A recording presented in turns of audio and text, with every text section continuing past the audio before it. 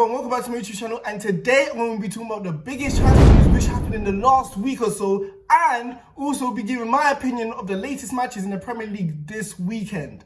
However, before going into this video, I think everyone deserves a round of applause for helping reach the magic 400 subscribers. So thank you guys. Thank you everyone for helping me reach that number. And if you're new to the channel, make sure you guys like, comment, and hit that big subscribe button right there. And also, give me your own opinion on who you think your team needs to sign this season when it comes to the transfer window. And some of your teams, like Man United, need to start making some signings soon because that deadline's coming soon, the 6th of October. And if your team doesn't make any signings, you're going to be in some trouble this season. I can't lie, you're going to be in some trouble. So where should I start when it comes to the transfer news? I think it's only right to start with Tottenham signing Gareth Bale. The Welsh Wizard is finally back. 7 years away from home, has finally returned to Tottenham Hotspur. Get my shit back together, my nigga back! My nigga back, dog. Hold on. And to be honest, I don't know how to feel about this signing. It's only on loan, which shows that Daniel Levy is still being cheap. That documentary of All or Nothing has not changed my mind. I feel like Daniel Levy never likes spending money on players. This is why it's only in the form of a loan. That's why I always say it. Daniel Levy is one of those guys who will ask for that £3.70 back you spent on 6 wins and chips when you always give him money. Like, he's that type of guy, let's be honest.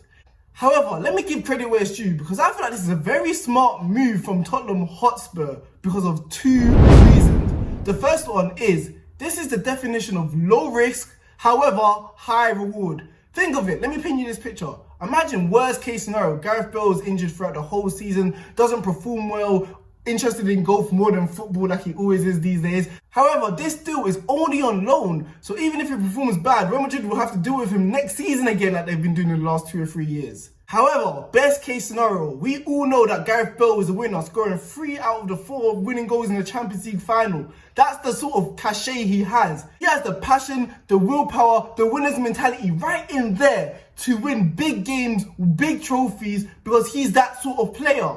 He ain't going to be scared going to Old Trafford, going to Stamford Bridge, going to the Etihad Anfield, trying to get big results, which Tottenham have been scared in the past. He has the mentality to grab the game by the scruff of its neck and literally catapult Tottenham to winning big football games.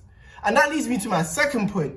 This is a typical Mourinho signing. A typical Mourinho signing consists of players like Ibrahimovic, players like Pogba, players like Diego Costa, though they're likely to get in trouble with the media of all sorts. However, they have that big character, that big personality, they have the charisma, the attitude to win big games when it matters. And Tottenham lack this desire when it comes to winning trophies. Yes, they got nice players like Kane, yes, they have nice players like Harry Winks, Sissoko who can do jobs. However, they do not have players to grab games by the scruff of his neck like Gareth Bale. Mourinho said plenty of times in that All or Nothing documentary that his team is filled with too many nice guys. They're the type of guys to say sorry to the girlfriend even though the girlfriend cheated on them. That's the sort of makeup they have. Overall, I feel like Gareth Bale was a big statement for Tottenham, which shows that they have the desire, the passion to win trophies, none of this top 4 bull crap that they talk about every single season. And what player is better than Gareth Bale, who's played at the pinnacle of football, scoring in big Champions League finals and Copa del Rey finals? However, Gareth Bale, you got 2 questions that you need to answer for the Tottenham Hotspur fans.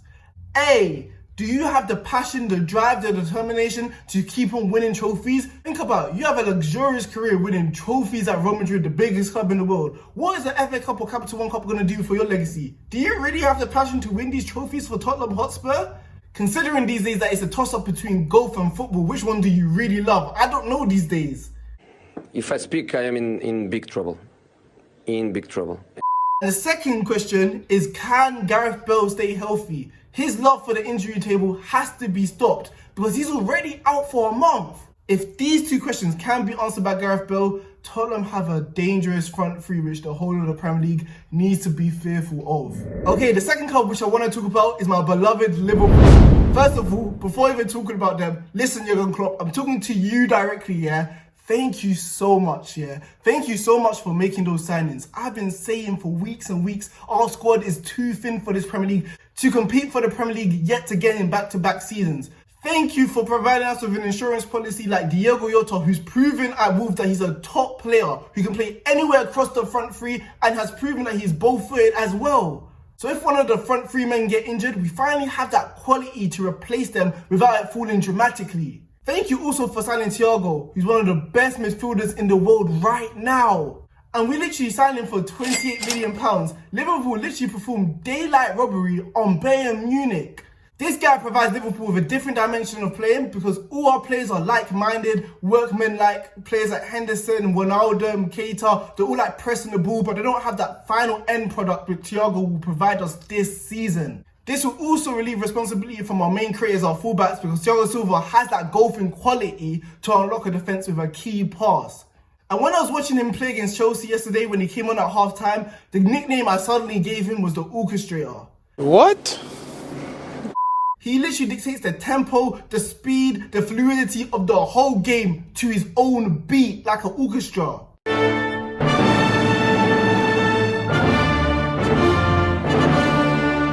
We saw how he sped up the tempo when it came to Mane's goal, picking up the speed when it came to the key passes in that right-hand flank, which led to Mane's header. So we finally have that ball-playing midfielder, a player like Schweinsteiger, a player like Michael Carrick back in the day. Players who can literally dictate the speed of the game is finally great to have. And I won't lie, I was originally scared when he came to the club because I was thinking, can he literally press the ball like players like Henderson and Kepa? Because this is a key component when it comes to playing in Jurgen Klopp's philosophy. Because you know how it is in Germany in the Bundesliga when you have like 10 to 20 seconds on the ball. But he proved me wrong, literally pressuring the ball when I thought he couldn't. He even gave away a penalty, and although I wasn't happy that he did give away one, don't get me wrong, but that sort of passion and desire to press players embedded in Jurgen Klopp's philosophy is what we need at this club. Liverpool can't have a weak link when it comes to the pressing style because when one failed, the whole system fails. So it's good that Thiago is finally adapting to this new system that he's playing at Liverpool. So the third team I want to talk about is Man United, the laughing stock currently of the Premier League.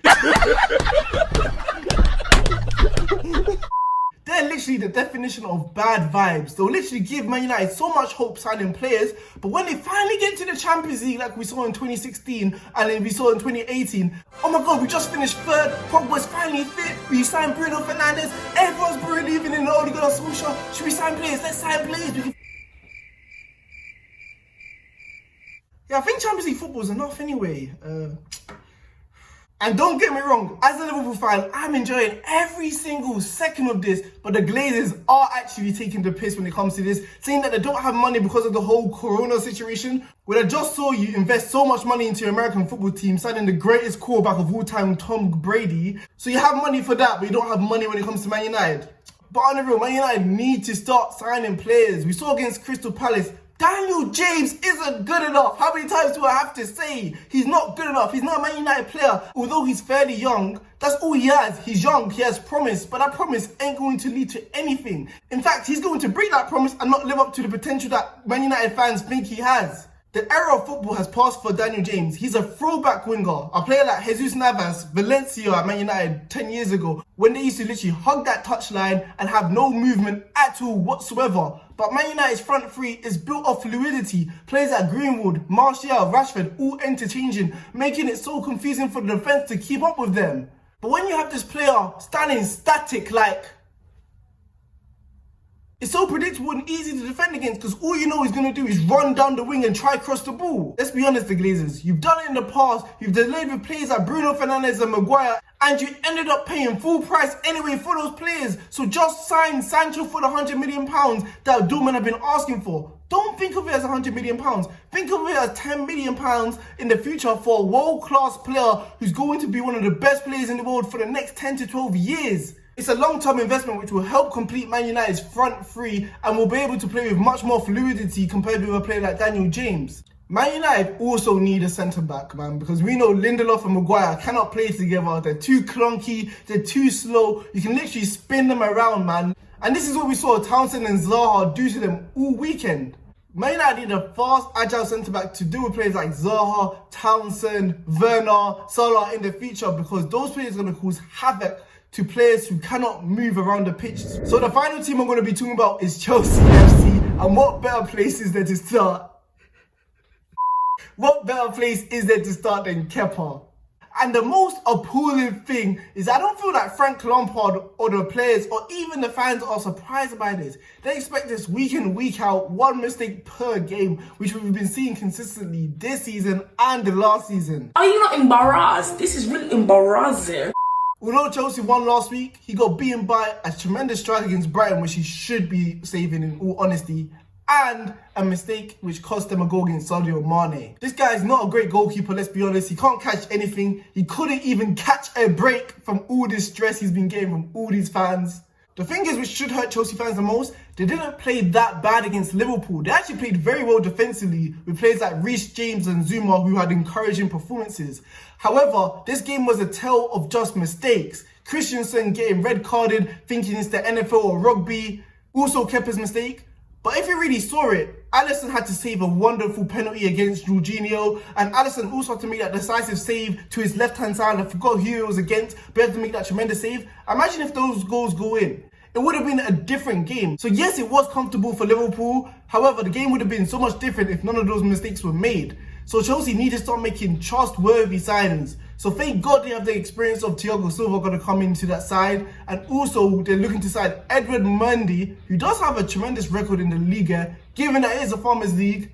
Keeping 9 clean sheets last season, which ain't bad, but conceding 0.79 goals per game, which is actually tremendous. However, if they do make this new signing, the goalkeeper, this just adds to the bunch of problems that Chelsea have. None of these players know each other. Frank Lampard literally moving Havertz from the right-hand side to play false 9, and that didn't work as well, so we don't know where his best position is. Ziyech has to come in, Pulisic has to come back in, Werner playing on the left, but playing striker. Like, there's so many confusing problems. So if you're going to add Edward Mendy, who has to get used to his centre-backs as well, with a player like Thiago Silva, who's also new, this is going to be such a sudden change for Frank Lampard's side, and it's going to take a long time to adjust to this. And because of this reason, I feel like Chelsea fans should be a little bit worried. I still feel like they will finish in the top 4 because, let's be honest, they have so much quality within that side and Frank Lampard will get it right. But this has to be sooner than later, otherwise they will not be able to compete for the Premier League, which I did say at the beginning of the season. So that's all today. I hope you guys liked this video and give me your own opinions in the comments of what players you feel like your team needs to sign this season.